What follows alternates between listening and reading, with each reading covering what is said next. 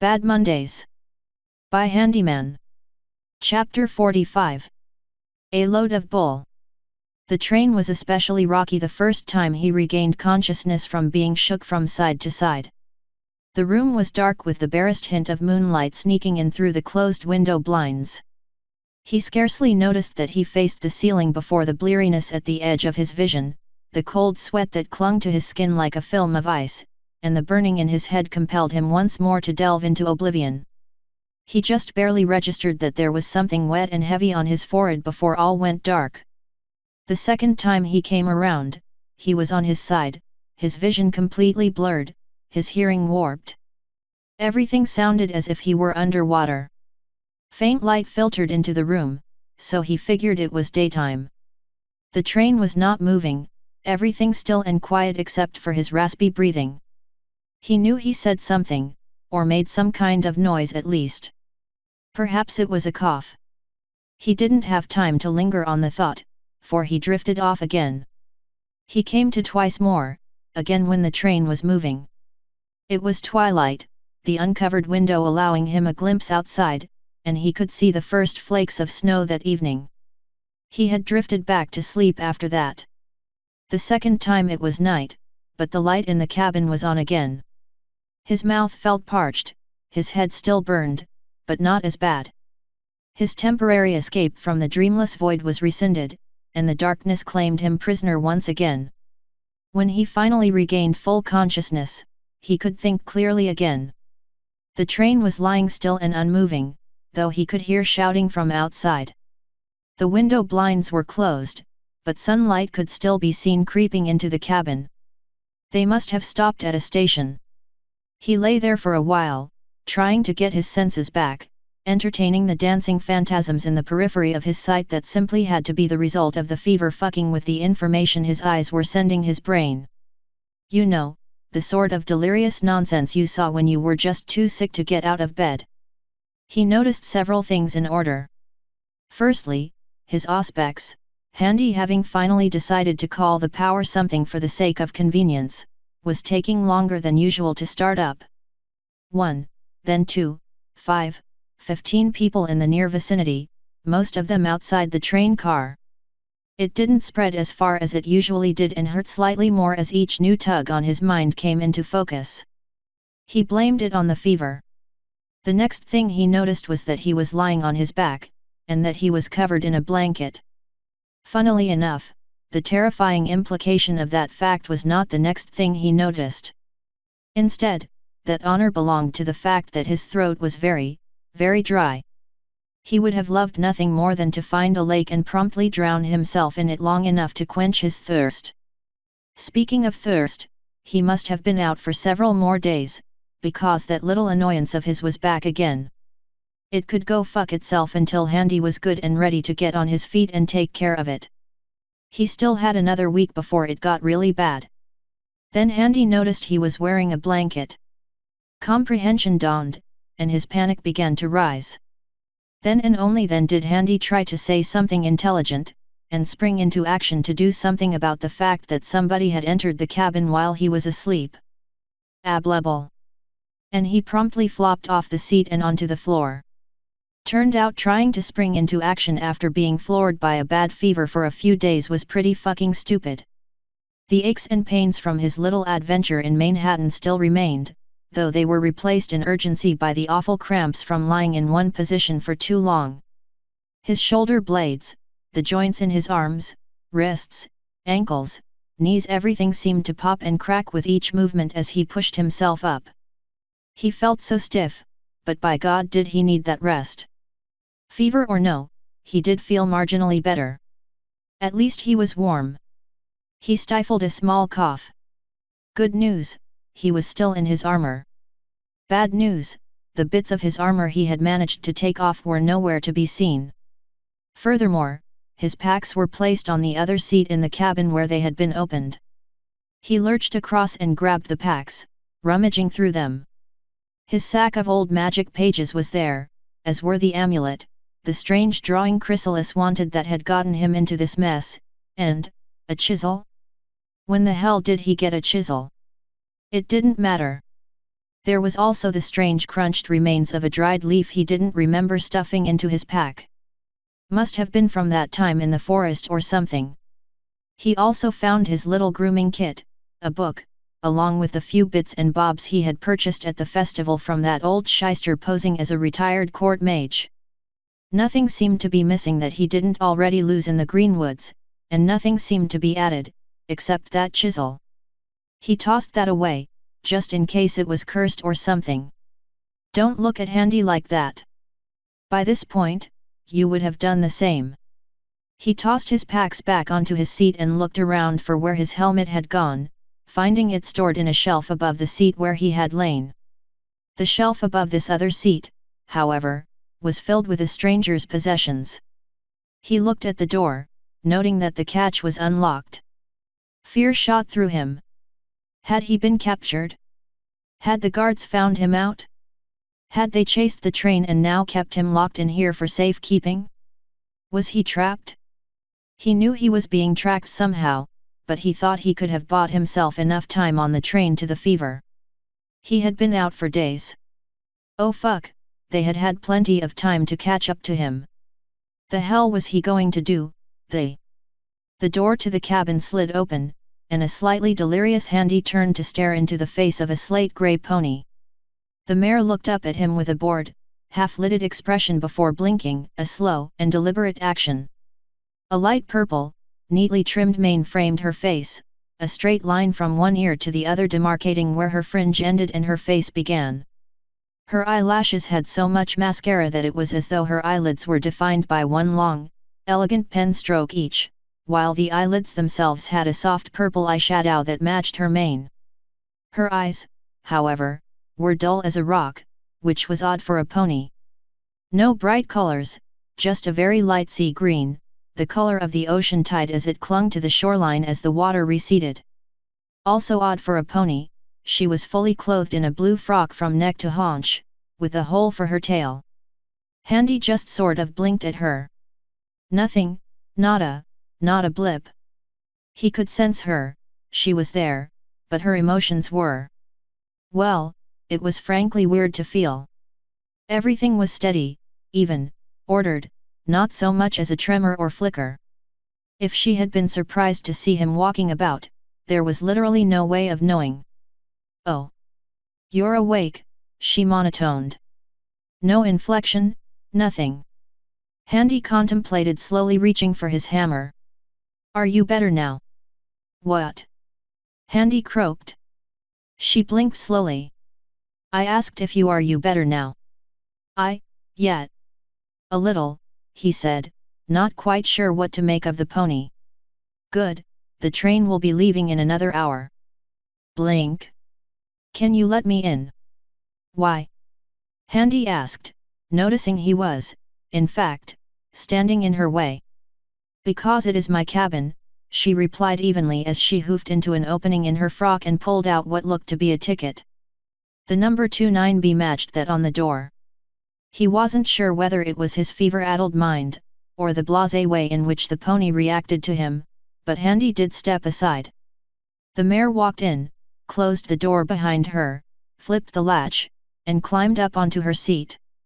She pulled a small book out of the space between the seat and the cabin wall, and placed it on the seat next to her as she sat on her haunches, idly reading it. Handy just stood there, waiting for the other shoe to drop. However, the mare continued to quietly read her book, flicking a page over and not minding Handy one bit. There had to be something he was missing. He looked around. The door was locked, the blinds drawn. He wasn't restrained, still had his weapon and armor, and most importantly, nothing was missing from his bags. What the hell was this?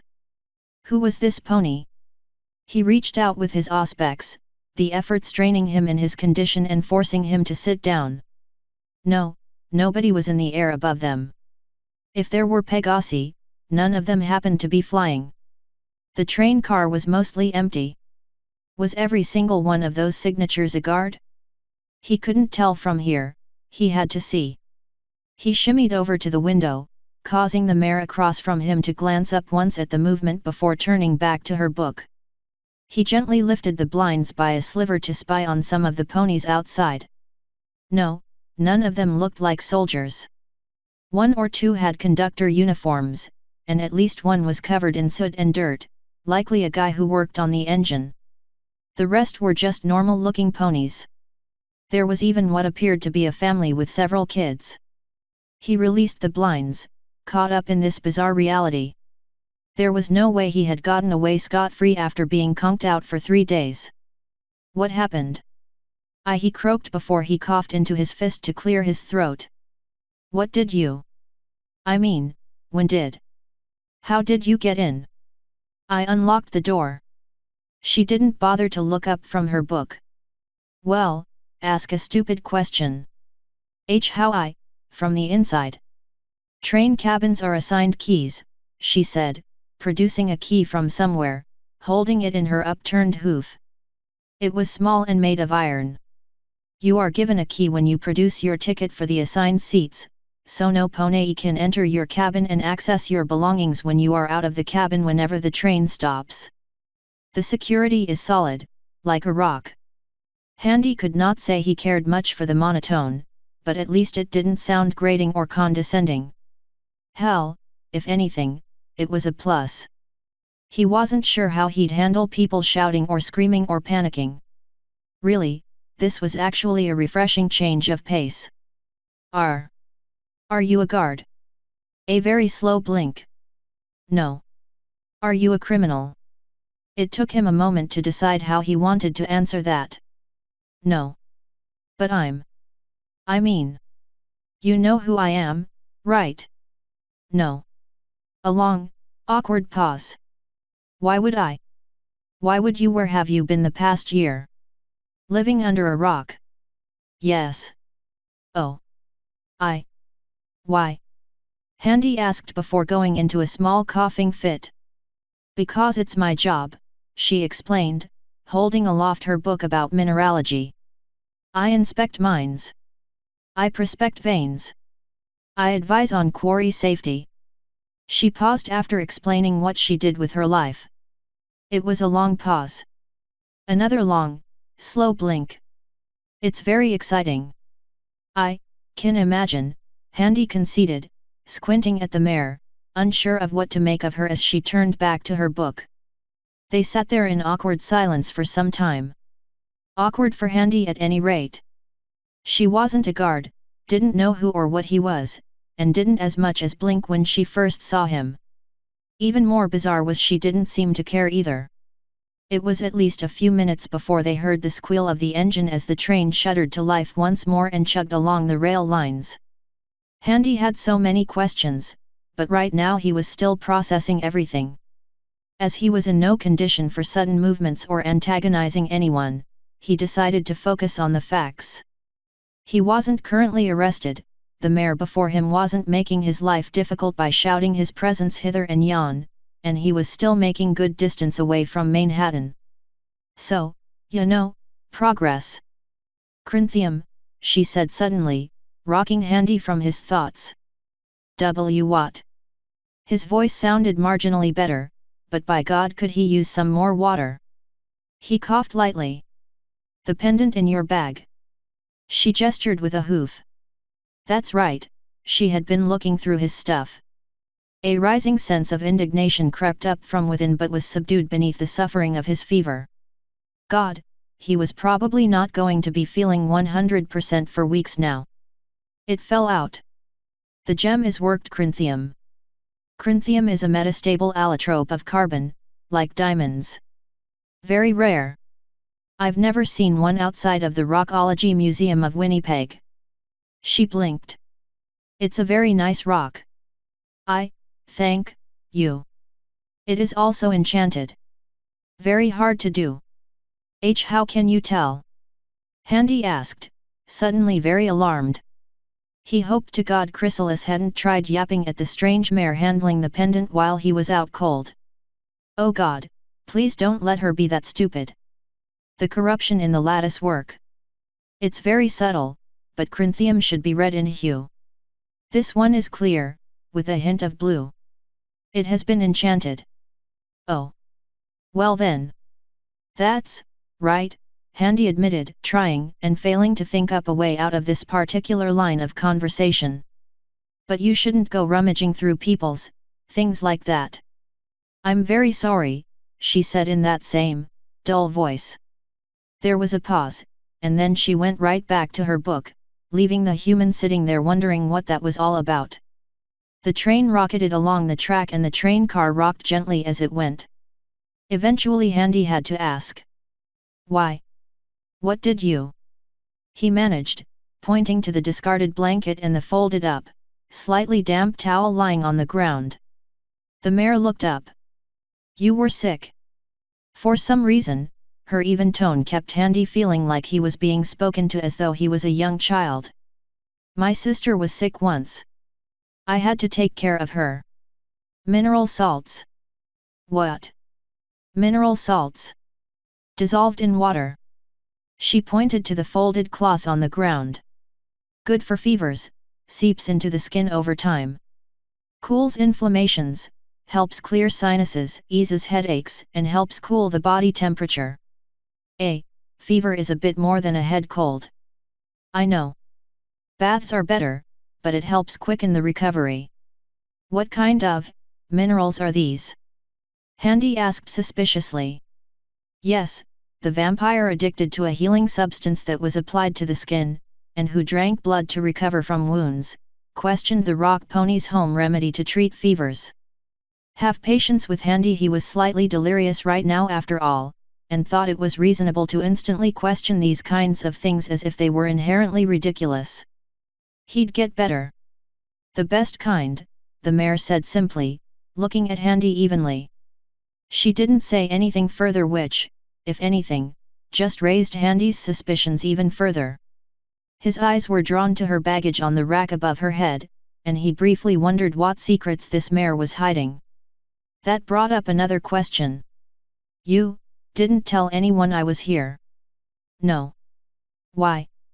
You mean you're not supposed to be here? Handy's mouth opened and then snapped shut. Fuck. They sat in silence yet again. She blinked one of her slow blinks and turned back to the book again, the matter apparently dropped. More confused than worried, and with the train ride continuing unabated, Handy decided he was in no condition to contest his circumstances. He wasn't in danger, she wasn't giving him trouble, and had ceased bothering him about his condition and circumstances when he ceased prying about hers. Frankly, all things considered, he was perfectly fine with that. Briefly he ruminated on something she had said before finally relenting and asking for some water. She produced a rather large canteen from her sacks above her head. The water was like liquid comfort pouring down his ravaged throat, and he had to keep himself from coughing it up. His head still swam and he coughed periodically, but otherwise the time passed. Slowly at first, then when it became apparent nothing was going to happen after a while, the mare put the book down. She slowly took out a sheaf of rolled parchment and a quill that she somehow held in her mouth, feather be damned, before taking out what looked like an ink bottle wrapped in thick linens. Handy watched curiously as she held the rolled sheaf of parchment across the seat and scribbled some incomprehensible notes and drew vague shapes of what looked like squiggly balls, which he assumed were rocks, upon its surface. The most he could make out were some numbers. Measurements perhaps? Curiosity got the better of him. You know a lot about rocks? Diamonds and gems as well, I take it? He asked. She looked up at him, quill in mouth, face expressionless. God, this woman would be deadly at poker. She nodded once, very slowly. I have been wondering something. See, I'm not from around here. He gestured vaguely. She didn't respond. Well, back home, when we dig up gems and the like, they are not normally pre-cut and shining straight out of the rock. I worked for a while in a mine once when I first arrived here. Every one we dug up was already cleaned and shaped as if they were buried into solid rock. How is that? They were grown. At Handy's blank stare, she continued. Basic thaumagiology. Some gems act like crystals and expand under pressure over time. Rubies, for example, are particularly common crop at rock farms. Rubies. Crop. Handy tried to marry those two concepts together in his brain. He failed. How does that work? That is what my family specialized in back home on the farm. The rock farm. Yes. Do you not have rock farms back where you come from? Humor me. And she did. Well, she did to an extent. Surprisingly, he got a lot of what she was saying, specifically when she detailed how geodes, diamonds, gems, and ores all seemed to form, which, if you had even a rudimentary grasp of geography and geology, you would be able to understand. Heat plus pressure plus time equaled shiny things far beneath your feet. Volcanoes also helped for when the planet was feeling particularly impatient that Ian.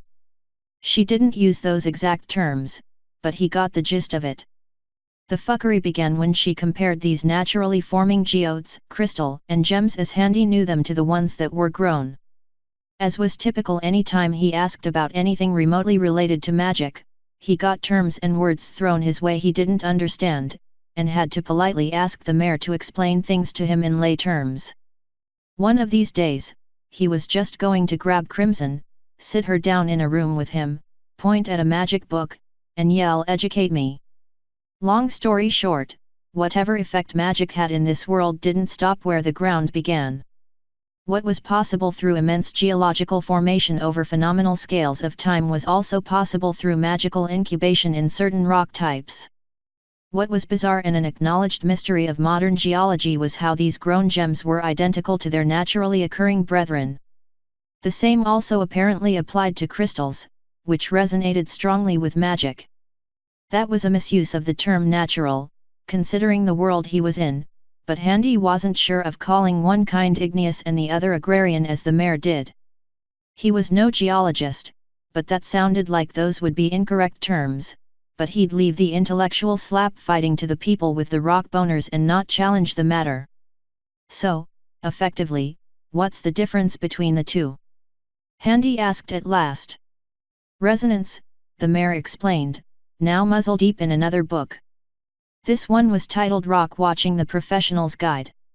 Handy could only assume it was a work of immense academic significance in some regard. Agrarian gems do not resonate nor store magic as well as igneous. They will run out and often shatter after use. While physically in attributes there is no true discernible difference between the two, their interaction with magic changes their individual values immensely. Blink. She licked a hoof, turned a page, then continued.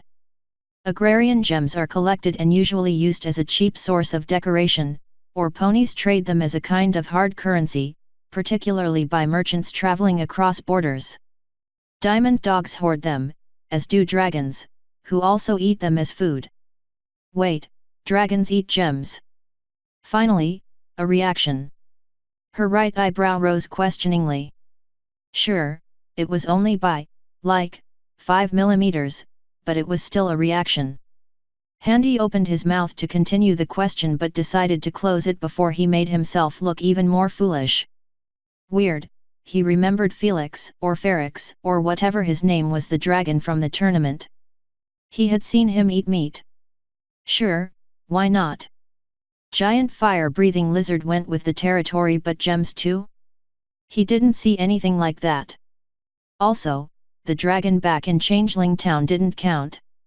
It was too dead to eat anything, though not for a lack of trying. Igneous gems are invaluable by comparison. They hold their enchantments, even after the initial magic used to forge them has run out. This disparity of versatility has inflated the disparity of value of two otherwise identical gems considerably. Pause, hoof lick, page turn. And considering igneous are naturally rarer and harder to find and to process, the value is inflated even more.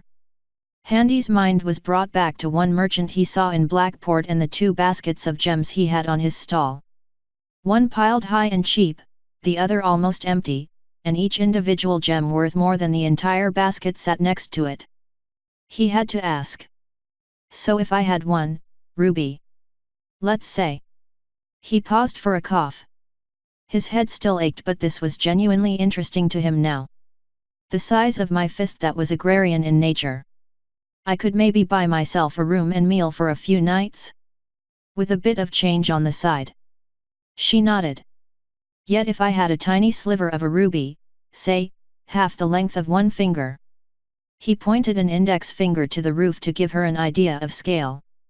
But since it was igneous, I could probably just buy a house. More or less, she confirmed. Hey! Well, hot damn! He patted his pack.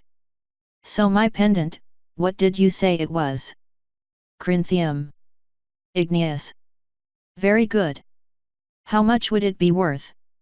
Even when it's already been enchanted. There was a long, telling pause where she didn't break eye contact once. Lots, she said at long last, turning back to her book. I advise you don't wear it in public. Haha, boy, she had no idea. Still, he double-checked to make sure the pendant was still in his pack one more time before putting the thing aside. You said they grew like crystals. Similar to crystals, she corrected without emphasis. They seem to act like crystals in that manner, but they are not crystals. Right, but how does it all work? I mean, with magic and all? And what is it with magic and crystals? Why do they operate in the same way? Some forming naturally and others just, grown. I could not say. It is not my field, the mayor responded. You would need to consult a student of the arcane who specializes in such things. I am more concerned with their physical properties. Handy left the topic at that, more surprised at himself than anything. He should be more alarmed at this scenario than he was, but... well, nothing had gone wrong yet. Without the conversation pertaining to geology, rocks, and other such rot, the mare quietly kept to herself and left Handy to his own affairs for the most part. Their only other interaction for the rest of their journey together culminated in a request for water on his part, which she granted. After that, it was quiet. No interruptions, no questions, nothing. Handy's fever still made him miserable, but the water had done absolute wonders for making the few coughs he had bearable. The night came as the evening went, and as the train still moved, a question came to mind. Where is this train heading for? He asked. Breidelberg, she answered, as if Handy was supposed to know where that was. But hey, it wasn't Canterlot, and it wasn't anywhere where he and any unfortunate magical explosions had been recently, so it was immediately the better option. The question answered, he allowed himself to relax, the fever still kicking his ass even if it was receding.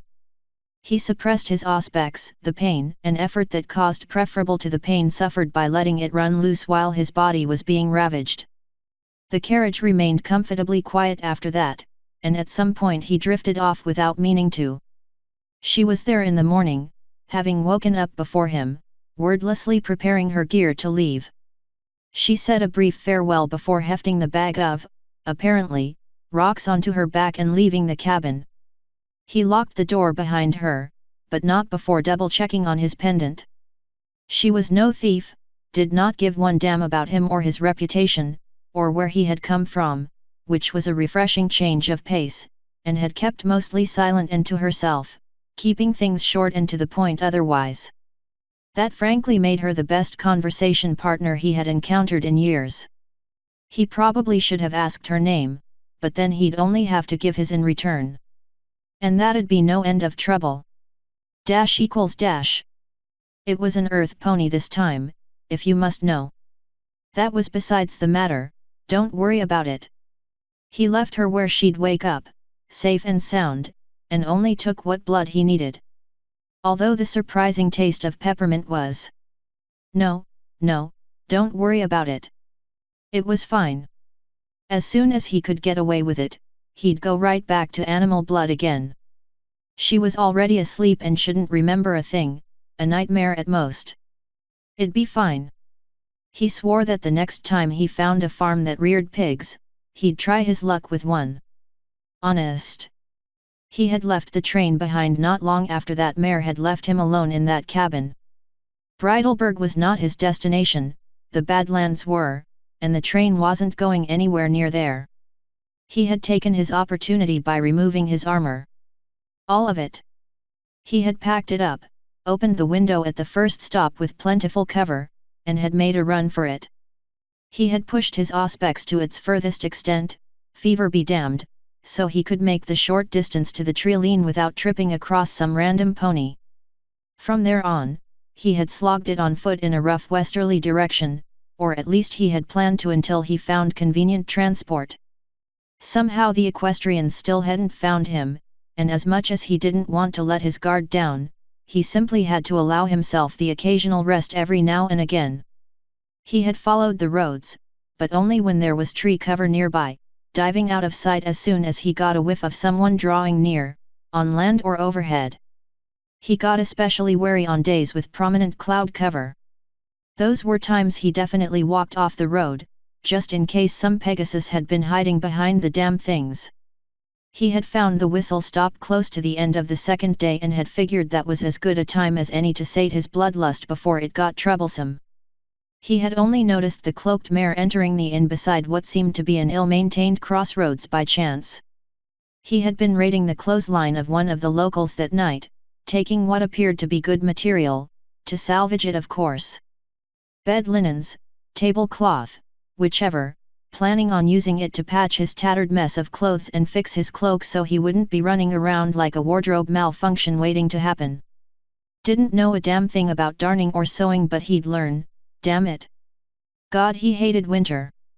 He had hesitated. She was an unknown, and as far as he knew, she was innocent. Did she really deserve to be bitten? Still, she had been too good to pass up, and he knew no one had entered that inn apart from the owners that day. An unattached blow-in from afar, tired from a long journey, and staying at an inn in the middle of nowhere? Handy had had to be crazy to pass up that opportunity. Waiting in the cold for all the lights to go out had been agonizing enough, but climbing his way up the shoddily constructed building to the first floor had been a pain in the arse. The window had been easy to open, and the mare snored like the eponymous Pokémon. Apparently she slept in her traveling gear. Weird. He had snuck in and had been especially careful about walking on the floor, keeping close to the wall.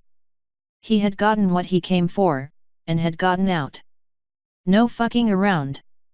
Two things had been learned that day: if his bite woke people up, it put them right the fuck back under again too. The second thing?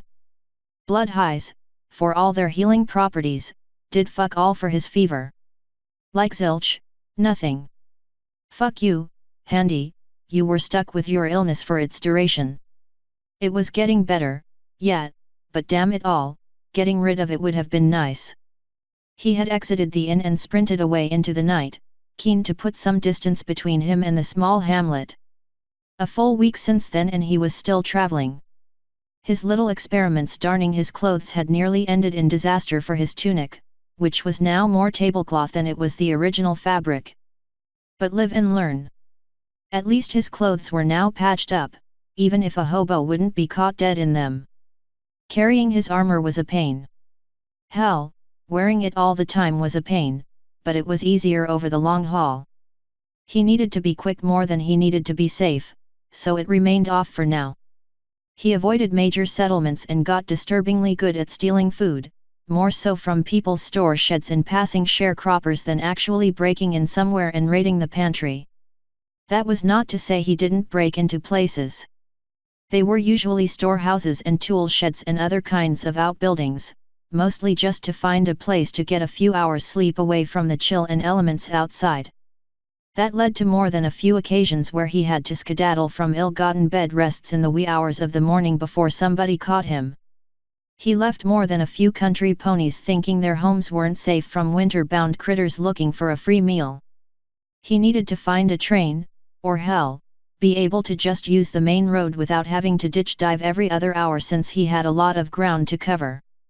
Sure, he was still making some manner of headway between a week on foot and nearly 4 days' worth of train travel west. Nevertheless, he was still avoiding any settlement larger than 5 houses and had to outright spend hours just hiding when the road got too busy. Not to mention the detours he had to take going through some wild brush. He'd be making far better progress if he didn't have to worry about any of this nonsense. Oh, and there was that one time he blundered into a frosted-over marsh with half-frozen water and nearly ran headfirst into a horrible thing that resembled a bulldog made out of scales, with a maw as wide as Handy was tall. It had a body the size of a large pony with 6 legs and had far too many teeth. That had not been a fun afternoon. Thankfully, whatever the fuck it was got grabbed by something bigger and tentacled and was dragged deeper into the marsh, squealing and yelping. Handy stayed close to the road for the rest of that day. To make things worse, Chrysalis was being silent. No attempt at communication was met with a response, not so much as a blip from the amulet. He would have thought that Mare on the train had switched out his pendant with a fake one were it not for an obvious identifying mark just under the left side of the pendant's jewel, where it was inset. If it was his pendant, and Chrysalis wasn't talking, how in the hell was he supposed to actually find her again even if he got to the Badlands? Thorax was back in the enclave last he saw. Fuck. And it was cold now. He had a system worked out most nights. First, he dug a pit. Like a literal pit, half a foot deep at least, then filled it with leaves, twigs, flammable material, and work up the nerve to light something on fire on top of his hammer, carefully lift it over and dump it into the pit, let it to catch light, take a few steps away, and wait for his heart to stop pounding. Then he'd pile on the heavier stuff for fire fuel once it had time to breathe. Handy used a stolen bedsheet for a makeshift shelter above him to keep the heat from escaping straight up, making sure it always had to pass by a shivering and unhappy Handy before it escaped into the night air. Of course, this meant there were a number of families left howling about stolen linens they had cleaned and a suspicious number of strange pits set at the base of trees surrounded by a circle of stones all along the way, but fuck it, safety first.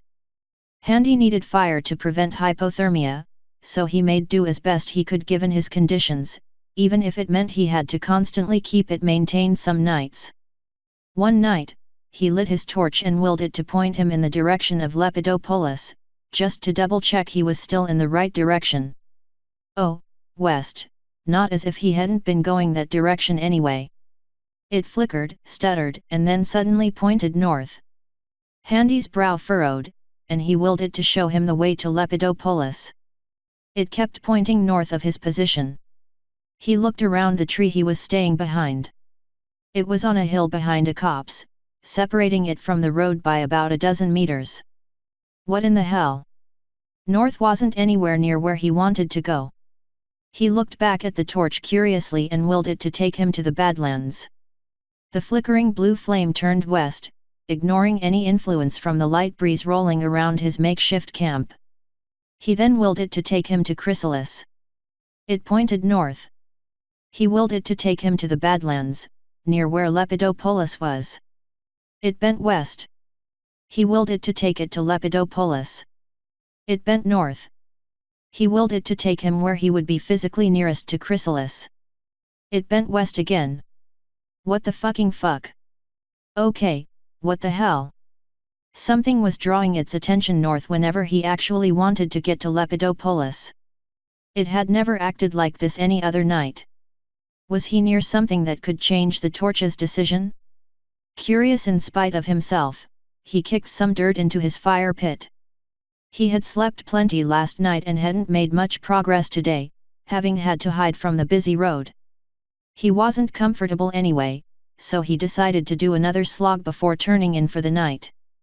Gathering up his gear, still slightly winded and not fully recovered, he carried his stuff and forged ahead. His blue flame led the way into the night. He followed the road until it came to an intersection, a spur leading off to the northwest. He followed its bends until he came to a small valley with little tree coverage. That made him wary. Surprisingly, the flame was bent towards the east of the valley now, towards a small town. The place had 3 large windmills sitting prominently on 3 hills surrounding the town itself. A good number of houses clustered around the main townhouse were in turn surrounded by farm fields, the harvest long since collected and the fallow fields covered in white snow. If the witch torch was telling the truth, then this place was directly north of where he had been planning on camping that night. How in the hell was this place supposed to get him to Lepidopolis? He looked over the valley again. It was bordered on three sides by woodlands and he could make out the main road snaking its way along the valley, disappearing as it approached the northwestern lip and dissolving into the woods again. Beyond the town, he could make out rolling hills and the barely distinct black blobs indicating far-off settlements. Only by the grace of the moonlight could he distinguish them from the winter night sky at all. It all looked normal, yet the torch was pointing towards the town. Somehow, there was something there that it knew would take him to Lepidopolis. So much for getting any sleep tonight. ===. He hummed to himself as he rolled the map open across the table, quill grasped in muzzle as he placed weights at the corners. The hiss of running water could be heard from the water closet behind him, and steam teased out from the space beneath the door. Having fun in there? He called out teasingly, letting a false hint of agitation enter his voice, as if indignant she'd be spending so long under the running water. He got no response, of course. In truth, they had been on the road for over 2 weeks now, practically combing the land from Manhattan to the Badlands looking for their quarry, and this was the first rented accommodation they came across in a while that had hot and cold running water. So of course they ruthlessly abused this luxury. He eyed his sword on the table beside him, grateful at its recovery but sorrowful at the harsh reality it represented. No more going back home for him, even if he had found him and brought him back. His life was basically over now that he was seen as more of a liability than an asset. He had left the enclave with an escort or two, and now he had none and no pony he would be going back to inform. Just him, his sword, and some very pleasant company. He had no choice but to find refuge in the north. Or with the changelings. That, put simply, was as good as suicidal. He slipped up and had let that pang of guilt and fear leak out. He promptly heard the squeal of the shower handle turn off and the rushing water stop, so he simply sat there studying the map as he waited for her to dry off. Sure enough, he didn't have to wait long before he heard the clip-clop of hooves drawing nearer from behind. He felt smooth dermis and slightly damp mane hair brush up against him as she laid her chin on his shoulder, a hoof wrapped around his side and the light weight of her body weighing down upon his back. "What's wrong?" she mumbled tiredly, looking at him sideways, strands of her growing mane drifting across the front of her face. He smiled at her. "Nothing, just thinking." "Oh, dangerous." "HMHM, you'd know all about that, wouldn't you, Cher?" "Maybe I do," she replied, nuzzling deeper into the crook of his neck, sighing contently. "Comfy," she just mumbled in response. He snorted in amusement and turned back to the map before him, illuminated by the flickering light of the oil lantern. A thought had been eating away at him for a while now, and he wanted to raise it with her. Nevertheless, he didn't want to spoil the moment, so he sat there in silence for a few moments longer, allowing them both to enjoy each other's warmth. "We're going to have to double back," she said at last, eyes closed and evidently tired. He looked at her in surprise, giving voice to his thoughts. He smiled wryly. "We have been turning up nothing recently, haven't we?"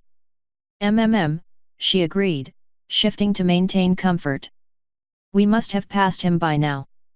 There is no other way. None of your friends hear anything?" he probed. Her ear twitched and her brow furrowed momentarily in annoyance. He smiled at that. It was as good as an answer. "It's adorable you think I don't notice you trying to distract me with something so you can sneak off to cavort with local ne'er-do-wells."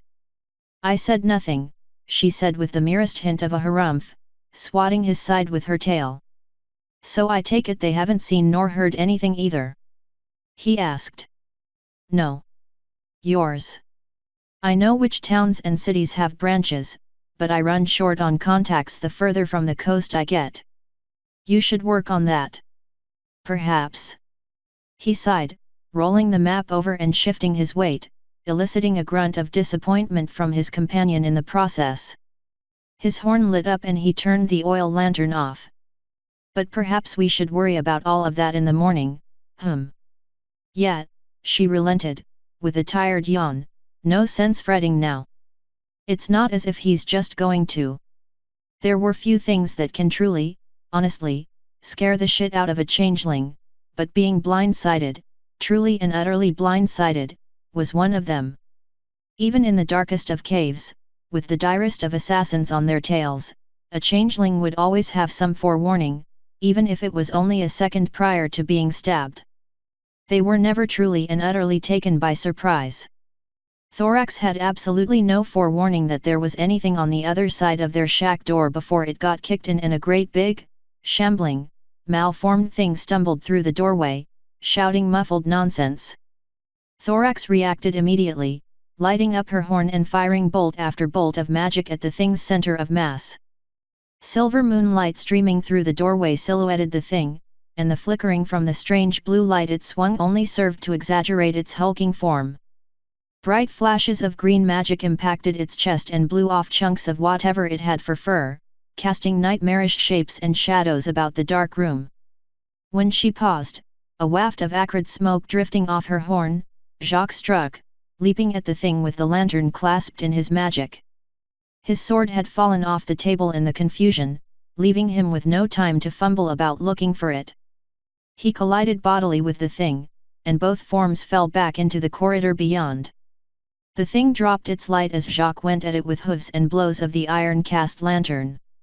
A tremendous blow to his side from something made of steel winded him, but he pressed on as the flailing thing beneath him continued to struggle.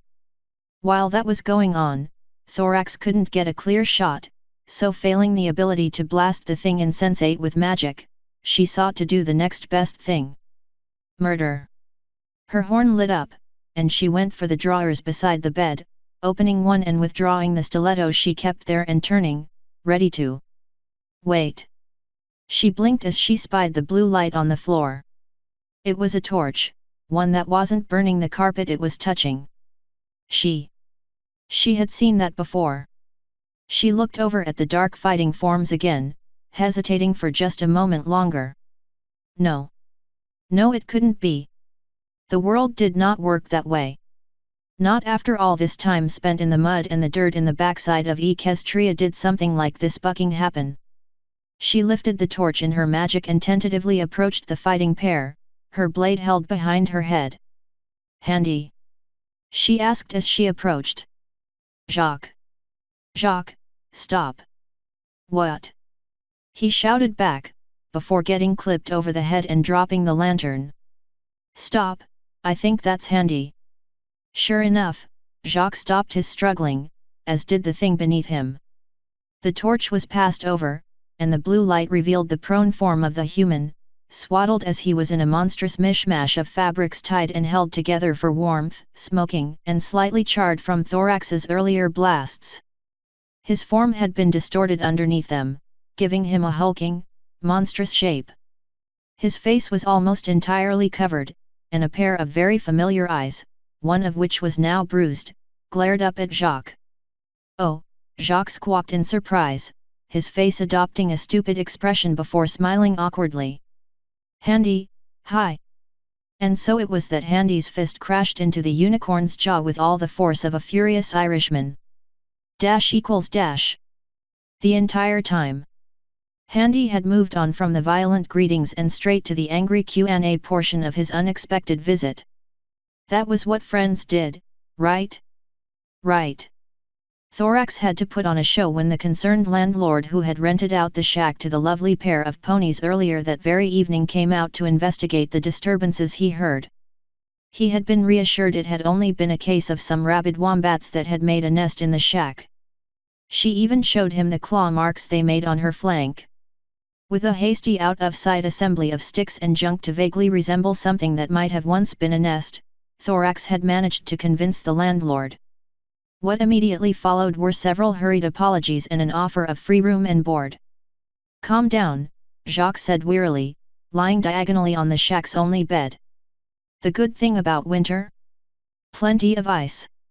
He held a cloth pack to his face to ease the pain and swelling. How could you just pass by Manhattan like that? Oh, I'm sorry, what exactly is it about your behavior up till now that would lead us to believe you'd stick around in a city bursting at the seams with Equestria's finest? Thorax pitched in from across the room, studying the amulet. He had tossed it at her cryptically, stating, "Find out why it's not talking," before sitting down and getting inquisitorial on Jacques. "I barely got away in Blackport. Speaking of, where in the hell did you two go?" "Oh, I got picked up by my lovely friends with the Viceroyalty," Jacques said, waving a hoof lazily in the air. "Fun times, but you wouldn't want to hear Abu. He got threatened to go find you and bring you back to the Enclave so they could ship you off to the Black Isles," Thorax filled in, almost bored, flipping the amulet over in her hooves. "Pretty serious about it too, sent him off with a pair of blackguards." Handy gave Jacques a look that could sink ships. "Well, obviously I didn't go through with it," Jacques protested. Handy wanted to say something but just gritted his teeth and shook a fist impotently before relaxing with an exasperated sigh. "So, where are they now?" he asked, leaning back in his too close to the ground chair and rubbing his face. Thoughts of yet more angry ponies on his tail drifted across his mind. "The two blackguards, I mean." "You're talking to one," Thorax replied, still not turning to look at the pair. Handy rolled his eyes. "Okay, so that's where you went, slipping away. What happened to the other one?" he asked. There was an almost imperceptible pause before he was answered. "Oh, we kindly helped him home," Jacques responded. "You sent him back to the Black Isles?" Handy asked. Jacques' visible eye glanced at the drawer next to the bed briefly. "Sure. Right, fine. So you guys got dropped off in Manhattan incognito. Then what?" "Well, like we said, Ami, we left. Figured there was no way in Tartarus you'd stay there with all that commotion, so we spent the last 2 weeks digging through every hole and ditch between Manhattan and the Badlands," Thorax interrupted. "Then oh, would you look at that, the very pony we're looking for happily kicks in our door and starts a fight. In my defense, I wasn't expecting you guys to be there." "Why? Weren't you looking for us?" "Sure," Handy lied. In truth, he had felt foggy and his auspex had been giving him weird information. Sure, there could have been 2 suspiciously grey and dull blink and ull miss it ponies in there, or it might have been sacks of flour. His fever had let up enough that he was functional, but the trade-off left him still in something of a mess. "Okay, hang on, does that mean that, this entire time, you've both technically been ahead of me?" Thorax and Jacques looked at each other for a moment before Handy let out a groan of realization and Jacques started to laugh. He calmed down enough to wipe away some of the meltwater from his ice pack to return to the conversation. "So, Handy, I take it by the mess you left in Manhattan that you found what you were looking for." "Hey? Oh yeah, right, I found the thing I was looking for," he said. "Bloody nightmare it was too. There was all this old magic being thrown about by someone, tore up the place. Had to hide as the equestrians shut the island down." "Well, you still need to tell me what all this old magic business is about," Jacques pressed.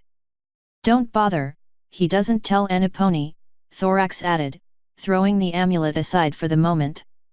"Focus. I got what Chrysalis wanted and that's what matters." Both Jacques and Thorax looked at Handy dumbfounded for a moment. Handy looked between them, confused. "What? Aha!" Jacques shouted triumphantly, pointing an accusatory hoof at Thorax, who proceeded to groan in that curious bitonal voice changelings seemed to have, rubbing her face with her hooves. "You mean you didn't tell him?" Handy asked incredulously. "Oh, go on and tell the foreign gypsy spy you're secretly an emotion-sucking fey horse, get cozy while you're at it, no big deal. Help him get away from a pissed-off colonial authority, that's nothing. But shock and horror, dare to tell him you're in the service of one particular changeling overlord or another. Oh no, that's beyond the pale."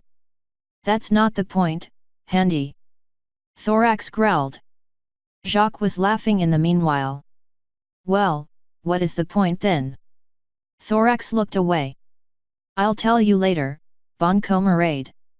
Let's just say you won a bet for me, Jacques said in between laughs. Sounds like a stupid bet. If you're tagging along with us, you were going to find out anyway. Handy paused. I am assuming that's what's going on here, right? I mean, you don't seem to be planning on going back to Blackport. I should think not, Jacques said with an easy smile, though there was a hint of pain in his voice.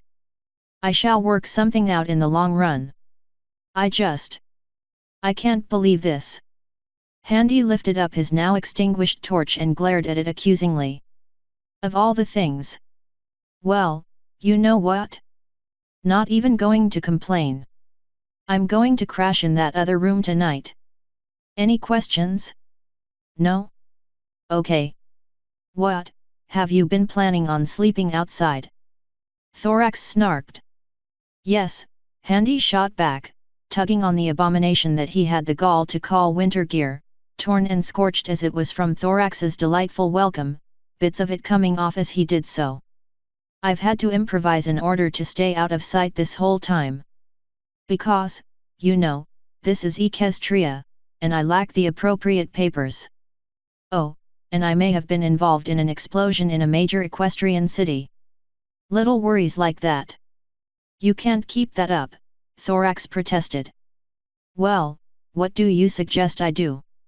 I can't very well just walk about Equestria right now and not expect to cause a bit of a panic. I believe I have a novel solution. Jacques said, his hoof rising to the air. Dash equals dash. Get in the box. What? Get in the box, Handy. No. We don't have time for this, Handy. Get in the box. I am not getting in the box. Why not? It's humiliating. It's a very nice box. I don't care. I am not going through the indignity of being ferreted about like packaged goods again. Besides, it looks like it's too small for me. Yes, right, that's very nice and all, Monday Ami, but get in the box. And that was what Thorax awoke to the following morning. It had been a very nice morning until she wandered outside to find out what the noise was all about. Indeed, it had been a very nice evening, a nice warm bed, a nice warm body beside her, and it turned out her mission was very nearly complete. Things were looking up. Then she found Handy, now stripped of his abominable winter clothes and adorned with garish mishmash tunic, pants, and a patched cloak for decency, arguing with Jacques. The latter held upright a box that looked like it was barely big enough to fit the unicorn. She did what any sensible person would have done, turned right the fuck back around, went back inside, made a sandwich out of stale bread and lettuce, boiled some tea, relaxed with a cup, and then and only then did she decide to go and see what madness she had to deal with for the day. I must object. MMHM. Really, this accomplishes nothing. I'm sure. I mean, I was only trying to help. That you were. Oh, let me out already, you deshes calumnius moche de chair. So of course when she came out again, steaming cup of tea in her magical grip, Jacques was buried up to his neck in snow. His horn had Handy's chainmail glove wrapped around it, held with twine and occasionally flashing whenever the unicorn tried to do something. Handy, meanwhile, was currently stacking disassembled boards of the previously seen box on top of a tree stump. Thorax went back to lie down in bed for a while. She was there for all of half an hour before she decided it had gotten a touch too quiet for her liking and decided to go see what was up. Jacques and Handy were crouched around the tree stump, playing cards. So in this game, having a 3 of hearts is a winning hand, the human asked. Non, non, non, in the Saddleshire shuffle, a 4 of hearts is a winning hoof. Making progress I see, Thorax remarked, looking around. The boys were out the back of the shack, facing the forest, and they were far enough away from town that no one was likely to notice them this early. She herself was in her Charity Bell disguise. If it worked, it worked. Not really, Handy grumbled while Jacques smirked. Decided to blow off steam learning card games. Didn't you say the guards could track you last night? Thorax asked, coming over to observe their game. They certainly seemed to in Manhattan. Ever since then, I've been wondering. Haven't seen any sign of them whatsoever. I think I may have actually lost them. Still, it doesn't pay to be careless. Thanks, Mom. Handy snorted, shuffling the cards again and drawing out a hand, frowning at what he received. He looked at Jacques' cards and threw his hands up in the air. How in the hell does he keep doing that time after time? He doesn't even have any sleeves. So, what are we going to do about you? She asked. Well, he didn't like getting back in a box, Jacques teased, scratching his head, missing his hat. I am not getting into another box like that unless it's my actual coffin, with nice red lining and plush interior with one of those little head pillow things. Oh wine, gene compare nice pas l'appel d'entrer vos morts dans un boîte en bois de fantaisie de tout façon, pourquoi ne pas vous brûler just comme tout le monde. Handy promptly ignored the pony as soon as he went into French mode and turned to the changeling. I don't suppose you have a better suggestion. Have you tried that thing we discussed before everything went to Tartarus in Blackport? No, Handy lied, not particularly caring to get into that little imponderable headache just right then. Then we'll need to improvise. Thorax seemed to squint her eyes and study Handy intently. What? What is it? He asked. How fond are you of your helmet? Very. Why? Well, if you'd rather not ruin it, how do you feel about wearing something heavy on your head? What are you getting at, Thorax?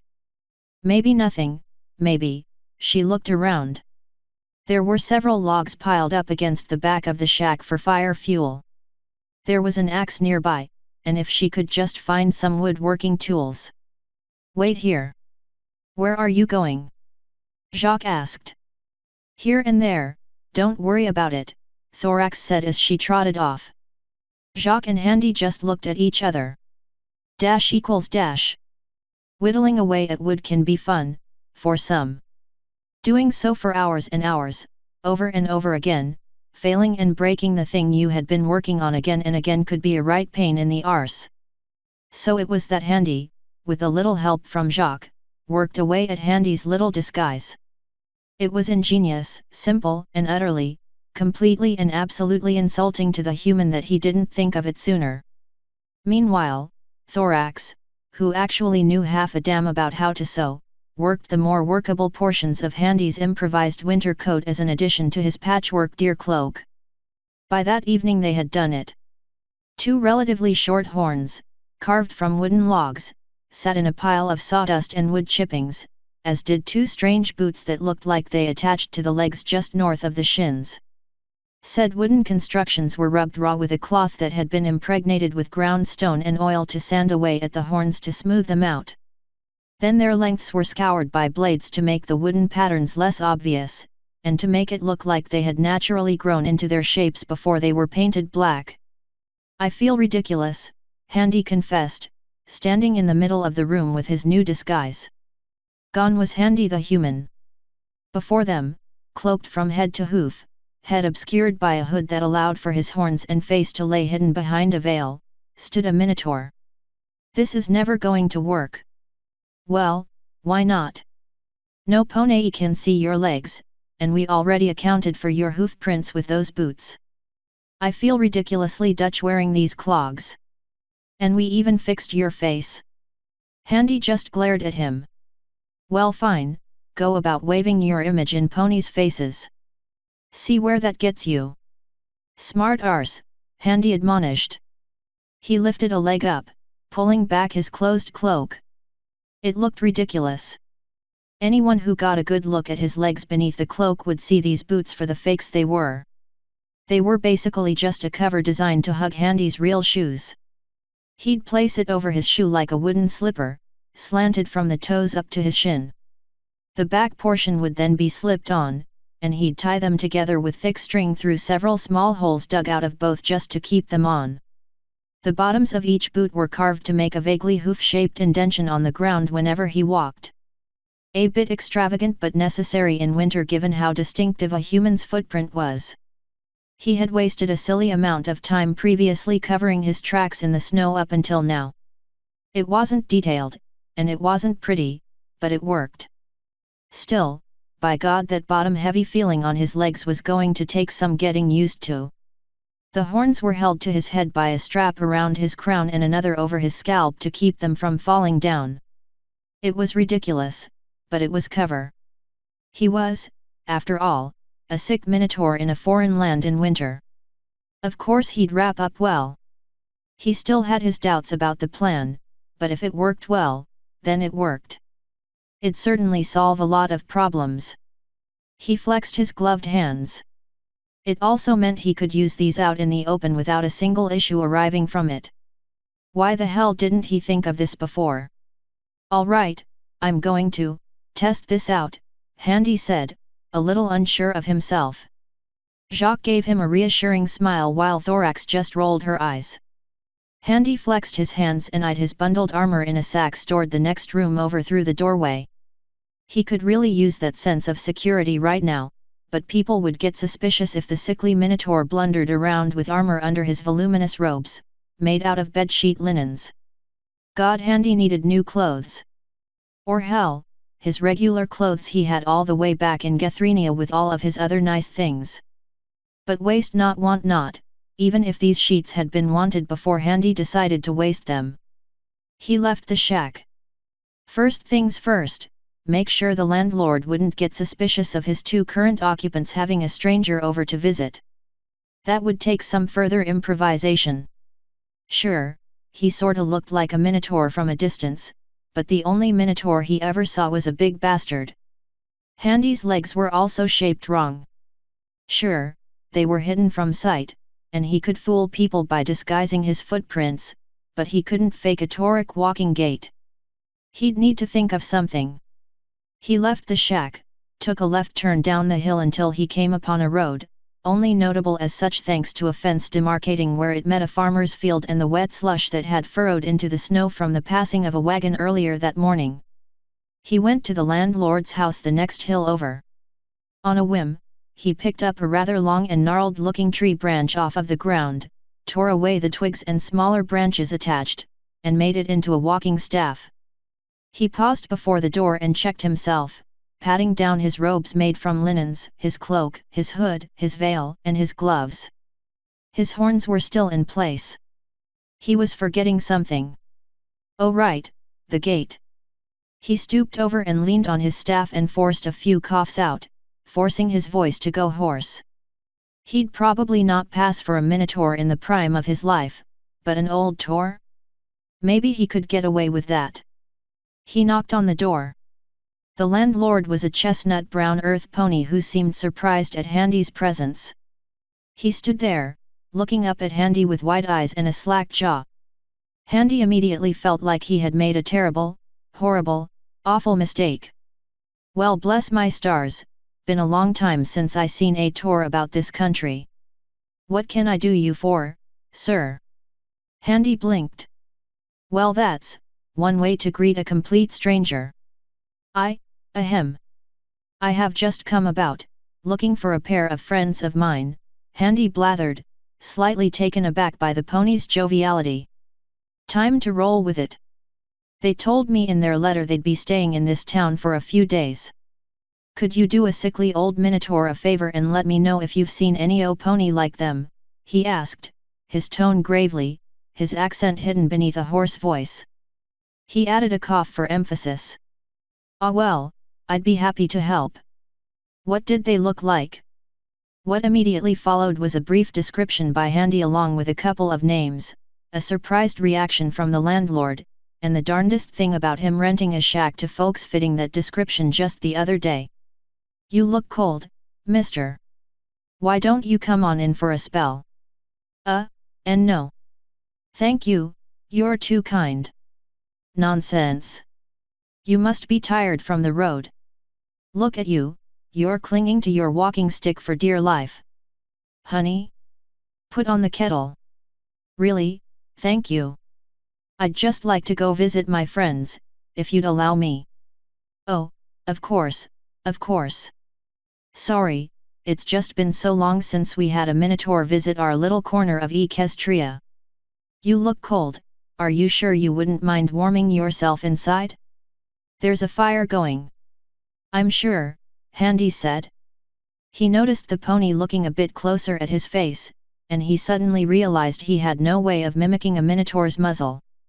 He coughed pointedly, clenching a fist before his veil. The pony looked sympathetic. Well, if you change your mind, we'd love to have ya over for a bit. My kids never got to see a minotaur before and they love stories. Thank you, I'll consider it. He bade his farewell and made his way down the hill, waiting for the landlord to close the door. When he did, he looked back. That had worked out far better than he had expected. He thought about returning to the others when a thought struck him. He looked back at the town that was still rousing in the morning light, and walked towards it. ===. The ponies of Bright Showers were an energetic bunch, wildly curious, and fond of exploring the woods around them. Why shouldn't they? These were the safest woodlands in eastern Equestria, comparatively speaking of course. It was an agrarian town known for its woodsmanship, carpentry, and archery. Handy had to do a double take when he discovered that last one. While yes, it was true archery was pretty ubiquitous, the Griffins absolutely adored the bow. From what he could tell, the crossbow always made more sense for a pony-ranged weapon. At least it was one that you could adjust for hooves, provided you worked the trigger guard and handle right. Ponies used the bow as well, though it seemed mostly Pegasi and unicorns did so. Unicorn children did frighteningly well at the little ranges he saw in the town. One would think they'd use their magic to just chuck things, but it turned out that was a ridiculous waste of energy for magic users. Or at least that was what was explained to him when he stopped to ask the Earth Pony instructor at the local school as he passed by on the street. His thoughts were drawn back to his fight with Blue Blood in the tournament and how he had used those 6 light blades in the duel. How he grasped the handles rather than the whole blade, conserving his magic and concentrating it where it was needed. And he was a weak magic user from what Handy surmised. A unicorn would just hold the bow aloft, focusing the magical energy to grasp one point, lift the arrow into place, draw the bowstring back, and release. The pony only had to maintain control of the bow and let physics do the rest of the work for them. The implications were frightening when even a weak magic user could be a deadly, skilled archer this way. It required much more mental acuity and stress than raw muscle power, but still. Pegasi could do the same, but usually from the air, with different bows that their hooves could clasp and bowstrings that allowed an easy grasp for the interior hoof through that infuriatingly mysterious way ponies could grab things. A lot of the bows came with this odd strap that helped the hoof hold it into place. Handy guessed whatever way they could grab things still wasn't as good as a handful of fingers for preventing the bow flying out of your grasp after you released the string. It did mean they could worry less about the size of the bow, however, but they could never have the same draw strength of a unicorn due to the sheer physical limitations.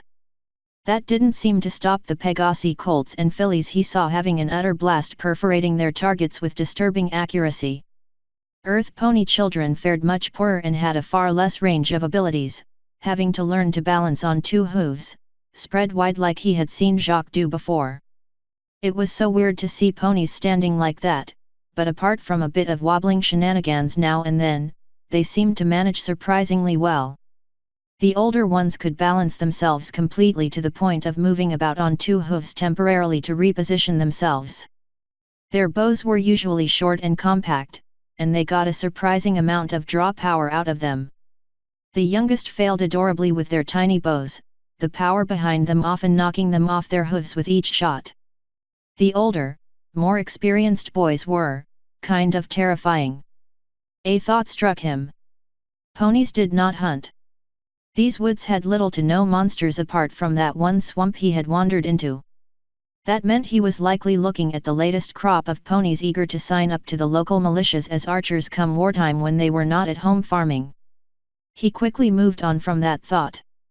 It was a surreal experience, very strange. He felt wary and foolish, tramping about in his tauric disguise, but for all the worry and concern he felt, it seemed to be working. It was now past midday, and the town was alive with activity. Much to Handy's bewilderment, the ponies did not react to him in any way he had been prepared for. The typical reaction was for a pony to turn, their eyes to gaze up, see his horns, smile, and go about their day. It seemed the strange and the unusual didn't trigger the same xenophobic reactions he was accustomed to. So long as a pony could correlate it with something it was familiar with, that was. Either that or Bright Showers was an unusually accepting and open-minded community. Handy's money was on benevolent racism, because that at least made sense. The dirt roads that made up much of the town's streets were slick with melted snow and frost from the townsfolk's activities, leaving most of it muddy. More than once Handy had to carefully pull his foot out of the ground after it sunk particularly deeply. He was suddenly very grateful for the foresight in making the boots, even if it did feel like he had dead weights tied to his lower legs. He did, however, appreciate the courtesy he received. Turned out the old man haunch was universal, and several of the ponies immediately assumed he was some elderly tour. Several even offered him their seats on the few benches and public chairs he passed. He'd have to remember that. Still, it was only when he had come to a brief stop at an eatery that the bizarreness of it all came to the fore. He met a bright-faced and annoyingly cheerful waitress with a ridiculously dirty apron at odds with her otherwise neat appearance. After guiding him to a seat and delivering him the cup of tea he ordered, it really struck him. "This is like Spur Bay all over again," he noted. He got looks, but it was different. There was no hostility there wasn't even any fear. It was curiosity. He was the unusual sight that made an otherwise boring and sammy morning for the inhabitants different. There was no whispering, or at least none of the kind pertaining to him. There was no cautious, fearful silence at his presence, no one had crossed to the other side of the street to get out of his way as he passed. It was mundane, it was normal, and it was utterly incongruous with how he was used to people to acting around him. He didn't know how to feel about it. He didn't linger long after that, and had done his level best to avoid any and all conversation with the ponies whenever possible, which proved difficult precisely because his disguise fooled them into thinking he was some itinerant, old minotaur. Turned out the townsfolk found that concept fascinating. Something about some other traveling minotaur really livening things up a few years ago, whatever that was about. It was roughly when he was halfway up the small incline to the shack that he first started to notice the shouting. "Alors chu estce? Jene suis pas bien pour toi? Est chu il? Cela ne vaut pas du tout et vous le savez." Lots and lots of French shouting. "Chu estce que c'est alors? Cela ne peut pas durer, vous savez cela, et je veux pas de jeter avec vous, à cause de cela. Il ne serait pas juste, ni adroit. Voilà exactement pourquoi je veux faire ci. Je ne veux pas aller." Handy opened the door, and the bickering ponies stopped. He just barely caught a flash of green out of the corner of his eye as Thorax had turned back to her disguise in an instant. The room was a mess. The sawdust which had been tidied up in the corner now lay strewn about, and several things looked like they had been thrown across the room. Thorax was at one end, the farthest from the door, with Jacques by the bed. Handy looked from one to the other. "Am I interrupting something here?" No, we just had a little disagreement," Jacques clarified, dusting off some sawdust from his withers. Handy noted that even despite her disguise, Thorax's hair looked frazzled. She was focusing a little too intently on the amulet, the sort of concentration one only got when one really needed to ignore how angry they were. "All right then." He closed the door and set about awkwardly trying to take down his hood. He couldn't, so he just sighed, reached up under the hood, undid the strap, and let the hood, veil, and horns fall away and hang loosely from his neck. Good news, Thorax's mad little plan worked. "Humph," Thorax managed. This genuinely made Handy raise an eyebrow before looking at Jacques questioningly. He only rolled his eyes and looked away. Right, anyway. The disguise works, for now. I guess that means that's sorted, so, is this going to be a problem? Handy asked, gesturing between the two. They were both quiet for half a second too long before both answering simultaneously. No. Handy blinked. Good to know, he said, placing the new walking stick against the wall. Jacques seemed about to question it, though not before Handy began nudging him towards the door. Hey. Cekl Unfer. You need to go get lost for a bit while I discuss some things with Thorax. Why do I need to leave for that? Because reasons. Now fuck off. There's this nice place in town which serves good tea. It has pretty waitresses, so you'll be right at home there. See you in an hour or so. Now wait just a min. And the door was closed on his face. Handy turned to a bemused Thorax, whose face looked like a mixture of irritation and confusion. I need to test something, he said after a moment, hearing Jacques' hooves crunch away in the snow. What? She managed. He looked at her levelly. Go into the next room, he said, calmly and evenly. Why? She asked, looking through the door into the next room. I want you to go into the next room, he said in that same measured tone, never once breaking his stare. She was about to respond, but her voice caught in her throat along with her objection. Her brow furrowed and her eyes tried to search his face, but she found she couldn't look away from his eyes. What? What are you? Go into the next room, Thorax, he repeated. She didn't move, nor look away. Handy's gaze seemed more intent now, more focused. I want you to go into the next room. Now. She slowly got up from her seated position and was about to take her first step towards the room, but hesitated, looking down at her hooves in confusion, ears lowered. They sprang back up, and she looked up when Handy continued speaking. Go on. Go into the next room. Now. Her hoof was about to touch the floorboards when her eyes widened, and she scrambled back against the corner with a yelp, shaking her head from side to side. She stared up at Handy with wide, alarmed eyes. What was that? She demanded. What did you just do? Handy just looked at her impassively and with a hint of disappointment, although she could not tell exactly what he was feeling nor why. He looked at the amulet on the table and sighed. Something happened in Manhattan, he began, walking over to the bed and sitting down. He took over his new walking stick and laid it across his knees, picking away at it. Remember what you told me in Blackport? About how my image, or how the perception of my image can change. Like it did for you in the Greenwoods. Thorax didn't answer. She stayed right where she was and let the human speak. I think you didn't tell me everything about the powers changeling blood gave me. I didn't know, for instance, that I also had the ability to compel people to do what I wanted. That poor girl. I wanted to know, to be absolutely sure, that someone could break it.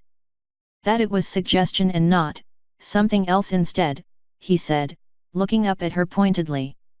A bit of forewarning would have been appreciated on that front. What happened in Manhattan? She asked, curiosity getting the better of her, though caution still ruled her. She was looking anywhere on his face other than at his eyes. A pony mistaking me for another pony for one thing. Let's start there. Then you're going to need to leave.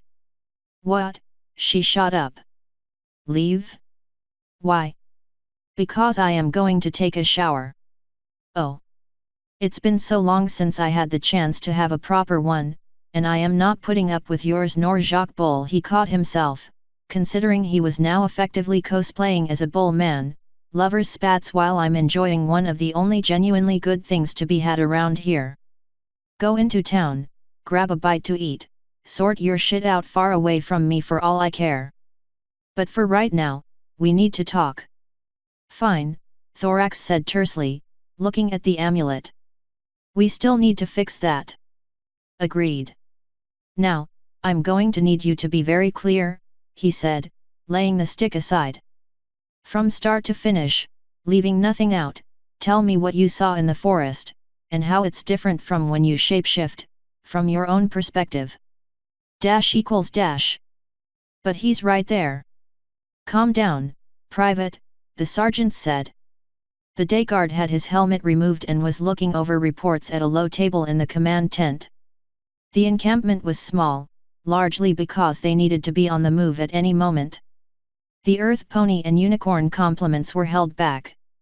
Mobility would be key in case of an emergency. And every pony in the camp knew exactly what such an emergency could entail. Sir, he is in a town right now. Innocent civilians are in the way. If anything were to happen. I know, Private, Cloud Skipper said tersely, looking up at the young Thestral, his eyes like flint. We have every contingency in place should anything happen. Right now, you have the same orders from the princesses that every pony else does. Sir, with all due respect, this is stupid. Congratulations, you just volunteered for latrine duty, Cloud said impassively as he turned back to his reports. That will be all, Private. Stellar stood to attention and saluted before leaving the tent, trying her best not to grind her teeth to dust. She flinched in the glare of the sunlight, and her breath frosted on the cold air as she melted back into the organized chaos of the small Royal Guard camp. They had him. She had been too late to catch him before he left Manhattan, but her quick thinking had helped the guard mobilize much faster than it otherwise would have done. Then they had found out about the train and had given chase. And then they had received their new orders from Celestia, no more than a few miles out from a scheduled rest stop for the train where they knew he was hiding out. She had been aghast when she found out. There he was, right in their hooves, and they were told to stand down? To back off and remain vigilant? To not provoke another incident? The human had been in the middle of the biggest disaster Manhattan had suffered since the Kraken migration 15 years ago. He was involved in something that, if his word could even be remotely trusted, threatened several kingdoms. He was at the heart of the furor between the Griffins and the reason why border tensions were so high. And now they were just expected to sit pretty and do nothing? Stellar would be lying if she said she had not been tempted, so very tempted, to pretend to have not received the new orders in time. Why, it'd be a shame if the orders were no longer relevant if she already captured him, wouldn't it? But no, she bit her tongue and held position, unhappily let the train get away again. Ever since then, she and the guards had been moving camps to follow the human's progress. Thankfully, he had since left the train, so these little moves didn't have to be so tediously common, allowing some ponies the chance for an honest day's sleep that was welcome. Of the entire trip from Manhattan, there were 4 teams of 15 ponies, each no more than 5 miles away from the human in 4 directions at any one time. There was only 3 now. Sergeant Midnight's detail had been redirected to relieve a southern mining town that was under siege by an unusually large band of brigands, mostly ponies with dog mercenaries. Shouldn't take them too long. Honestly, she didn't know what the princesses were trying to achieve with this approach. What, were they just supposed to escort him by proxy out of the country until he was some pony else's problem? And then just sit on their plots and pretend nothing happened? Was that it? She didn't know, she didn't particularly care, but orders were orders, and she had drawn more than enough attention to herself as it was. She played her part like a good little soldier. She awaited for her private orders from Luna, whenever they came.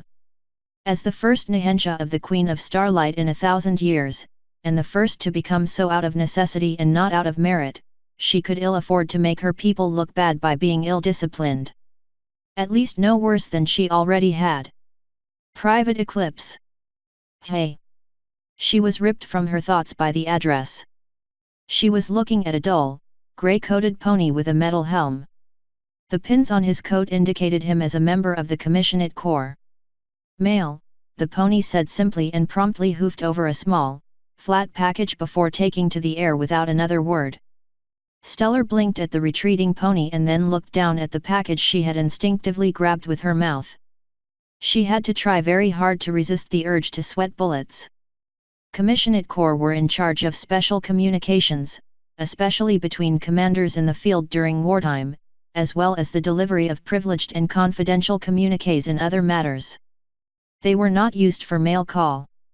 That one had shown up, strutted past the camp's security, found her out specifically, gave her a small package, and left without another word, without even having met with the officer in charge, was cause for no small amount of trepidation and concern. She looked around. The few of her comrades who had been eyeing her quickly averted their eyes and went back to their previous activities. She tentatively grabbed it with a hoof and gently, so very gently, tore open the envelope. Inside was a sheet of parchment, a letter no less. It was a summons. It also had a very familiar solar mark on the seal near the bottom. Well, I guess this means I'm off of latrine duty. Author's note. Bit of a twofer for you guys today. Here's the link to a little tidbit about the witch torch that Novgo managed to tease out of me. As well as some news.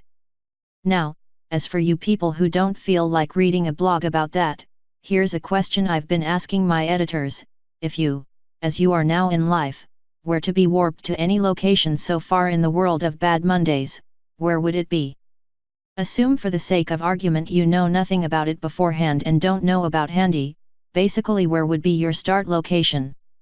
Those who answer get a reply from me detailing the most likely way for them to die and how quick and / or slow it would be. Here's two from my editors. Usurper chooses to start in the ocean because of some foreknowledge his editor privileges grants him. Most likely to immediately die drowning because he's basically starting off in the ocean completely unprepared. There is a chance for him to not immediately die, but I had to roll a die to decide it. That fucker be mad drowned yo. JBL, the Crystal Empire, not out of foreknowledge like Usurper, he's just gambling on cadence and shining armor to be a bit tad more down to earth and reasonable in terms of powerful ponies, maximizing his survival and acclimation. Most likely to die of hypothermia, but assuming he gets out of the cold and helped by ponies fast enough he could survive the initial dangers. The only restrictions are you are not allowed to pick Ponyville nor Canterlot. Because then you'll die in a fire because I say so. End author's note.